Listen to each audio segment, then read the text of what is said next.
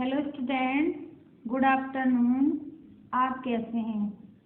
आशा ही नहीं, मुझे पूर्ण विश्वास है कि आप अच्छे होंगे, घर पे होंगे, सुरक्षित होंगे और स्वस्थ होंगे। अब अध्ययन की प्रक्रिया को आगे बढ़ाते हुए आज अपना टॉपिक है कस्तूरबा गांधी बालिका आवासीय विद्यालय। यह टॉपिक भी विभिन्न प्रकार के कंपटीशन में आता है और अपनी बीएड पार्ट फर्स्ट की जो बुक है समसामयिक भारत और शिक्षा, उसमें भी ये टॉपिक है। तो अब अध्ययन यानी अध्यापन की प्रक्रिया को आगे बढ़ाते हुए हम स्टार्ट करते हैं कस्तूरबा गांधी बालिका आवासीय विद्यालय। कस्तूरबा गांधी आवासीय विद्यालय सर्व शिक्षा अभियान के अंतर्गत की गई योजना, यानी सर्व शिक्षा अभियान ने यह योजना चलाई है। उसके अंतर्गत चली है NPEGEL यानी national programme for education girls at elementary level की योजना के अंतर्गत चयनित ब्लॉकों में से 56 ब्लॉकों में तथा तीसरे चरण में 130 ब्लॉकों में कस्तूरबा गांधी आवासीय विद्यालय भारत सरकार द्वारा स्वीकृत किए गए हैं। यह योजना राज्य के कुल 30 जिलों में 186 शैक्षिक रूप से पिछड़े ब्लॉकों में स्वीकृत है। इन 186 ब्लॉकों में से 131 KGBB यानी कि कस्तूरबा गांधी आवासीय विद्यालय मॉडल प्रथम एवं 55 KGBB मॉडल तृतीय के अंतर्गत स्वीकृत किए गए हैं। इस योजना के अंतर्गत प्रारंभिक स्तर पर अनुसूचित जाति, अनुसूचित जनजाति, अन्य पिछड़ा वर्ग, अल्पसंख्यक तथा BPL परिवारों की बालिकाओं के लिए आवासीय विद्यालय खोले गए थे। कस्तूरबा गांधी आवासीय बालिका विद्यालयों के मॉडल, यानी कि मॉडल नंबर 1:100 यानी कि 1:100 बालिकाओं के लिए बोर्डिंग सुविधाओं सहित उच्च प्राथमिक आवासीय विद्यालय की स्थापना की गई थी। यानी 100 बालिकाओं के लिए प्राथमिक आवासीय विद्यालय की स्थापना की गई थी। मॉडल नंबर 2, वर्तमान में संचालित बालिका उच्च प्राथमिक विद्यालयों में 50 बालिकाओं के लिए उच्च प्राथमिक विद्यालयों को बोर्डिंग सुविधा सहित आवासीय विद्यालय में परिवर्तित किया गया। अब है प्रवेश हेतु पात्रता, यानी प्रवेश के लिए क्या पात्रता चाहिए। तो पहला नंबर है चयनित ब्लॉकों को अनुसूचित जाति, अनुसूचित जनजाति, अन्य पिछड़ा वर्ग, अल्पसंख्यक तथा BPL जाति के परिवारों की बालिकाएं।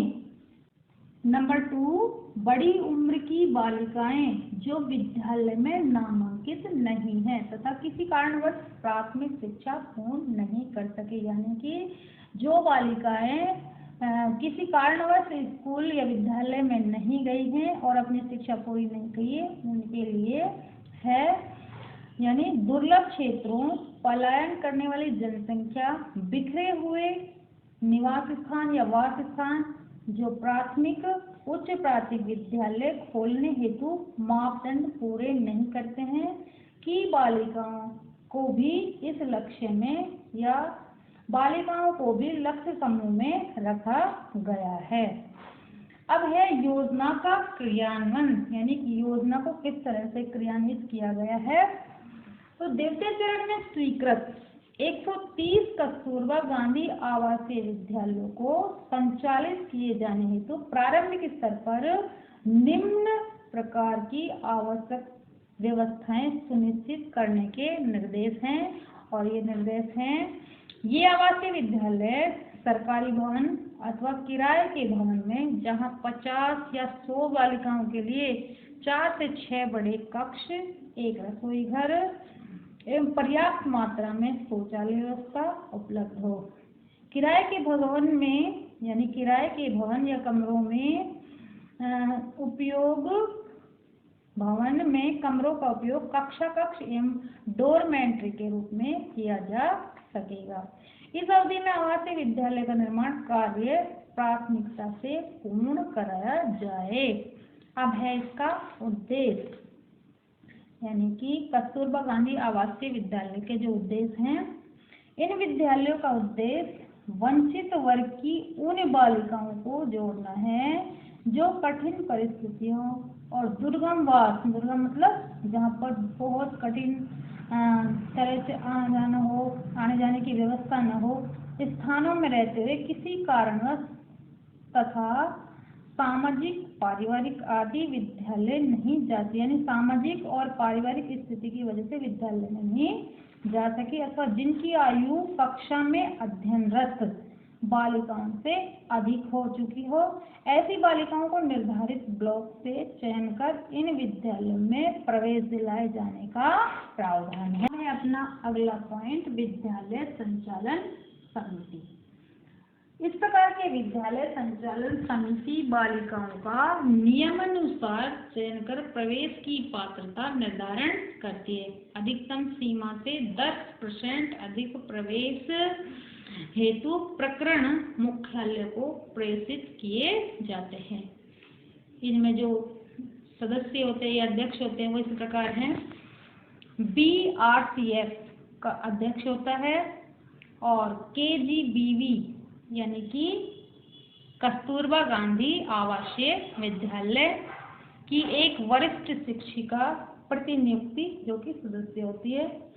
कनिष्ठ लेखाकार यानी संबंधित BRC वो सदस्य होता है। एक वार्डन सदस्य होती है और CRCF संबंधित संकुल सदस्य सचिव होता है। उपयुक्त समिति KGBV में निम्न कार्यों का संपादन करती है, यानी कि ये जो समिति है ये ही कार्यों का संपादन करती है, जो कि इस प्रकार है। और सबसे पहला है भोजन व्यवस्था। उक्त समिति द्वारा खाद्य सामग्री यानी खाने पीने की सामग्री, आवश्यक सामग्री का क्रय किया जाता है और बालिकाओं को गुणवत्ता युक्त भोजन तथा आवश्यक रूप से दूध एवं मौसमी सब्जियों व फल देना अनिवार्य है। यानी मौसम के अनुसार सब्जी, दूध और गुणवत्ता युक्त भोजन देना अनिवार्य है। 8वीं कक्षा की 2 बालिकाओं द्वारा मीनू यानी खाने पीने का जो भी सामान बनता है उसे मीनू कहते हैं, निर्धारण हेतु इसकी सदस्य होती है। आकस्मिक व्यय हेतु BRCF द्वारा वार्डन को प्रति माह अग्रिम राशि के रूप में 2000 रुपये देने का प्रावधान है।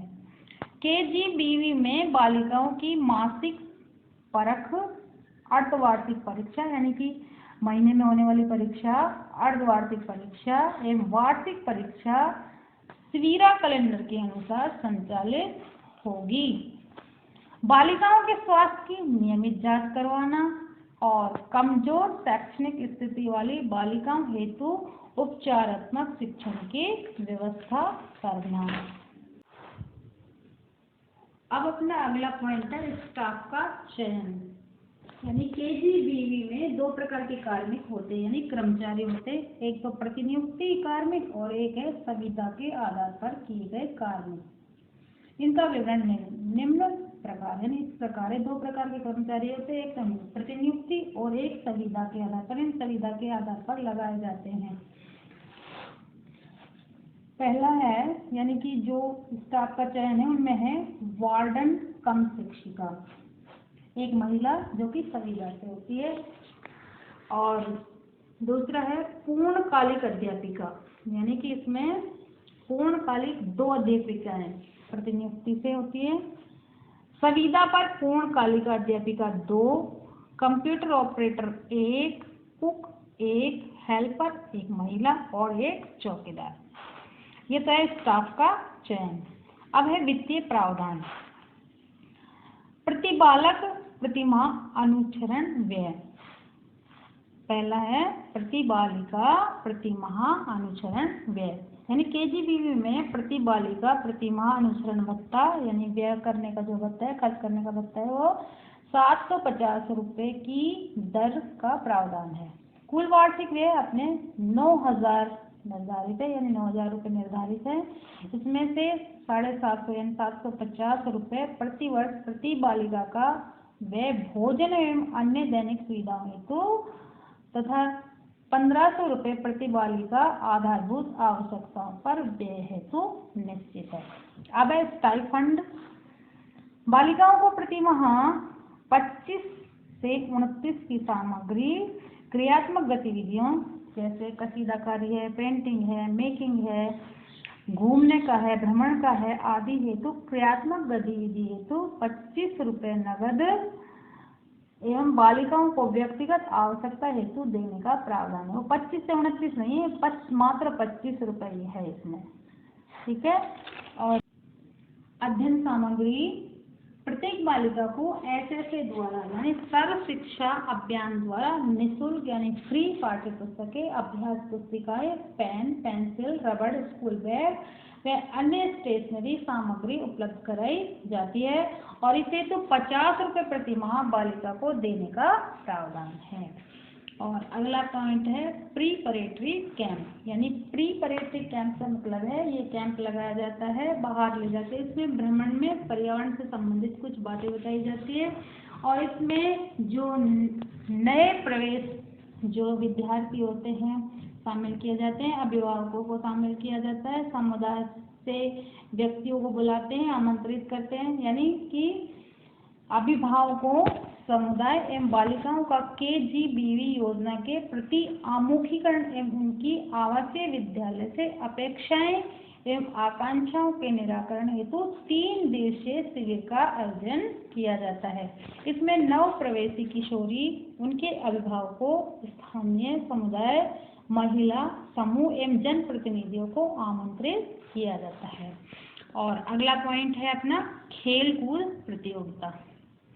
बालिकाओं के संपूर्ण व्यक्तित्व विकास, आत्मविश्वास एवं उत्साहवर्धन हेतु खेलकूद प्रतियोगिताओं का त्रिस्तरीय आयोजन, यानी त्रिस्तरीय में है विद्यालय, जिला और संभाग आयोजन, यानी त्रिस्तरीय आयोजन किया जा सकता है या किया जाता है। खेलों के अतिरिक्त बालिकाओं में क्रियात्मक रुझान के अनुसार निबंध, सुलेख, गायन, नृत्य, कविता, चित्रकला, यानी कि जो क्रियात्मक में ये सारी चीजें आते हैं, निबंध भी, सुलेख भी, गायन भी, नृत्य और कविता, चित्रकला, इस प्रकार की विभिन्न प्रतियोगिताएं कराई जाती है। और ये आज का अपना टॉपिक संपूर्ण यानी पूरा हुआ है और अगली वीडियो में मिलते हैं। तब